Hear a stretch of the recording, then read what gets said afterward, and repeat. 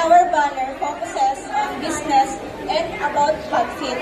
So here in our top left, we have the gear sign and with a dollar sign inside and arrow sign outside. In business, it means finding ways to operate better while spending less. In PagFit, this icon symbolizes the value of improving physical fitness through continuous training. And here our sign of people doing exercises, it means the two components of physical fitness, which are the health-related fitness and skill-related fitness. Running is for cardiovascular endurance and speed.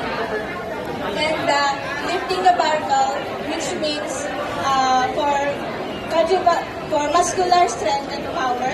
And squats is for muscular endurance and body composition. And for high knee drills is for agility. And triples is for balance and flexibility. And this for our BSBA, we use the business icons, which are the bar graph, dollar sign, and target icon, which means can be target market, target profit, and target sales. And this is the upward arrow, which means awareness and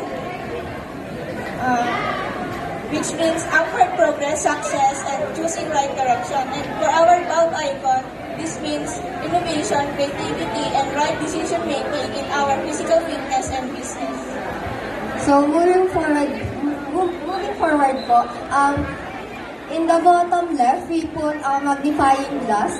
It means analyzing or examining strategies, techniques, and movements to improve performance.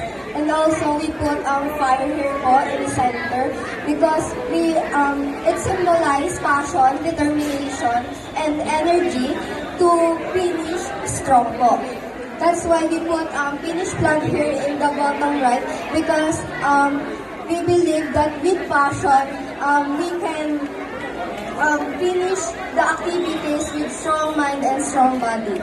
And overall, this banner not only represent our program, which is BSBA, but also in emphasis deep connection with the team, move right, grow strong, empowering movements and competencies.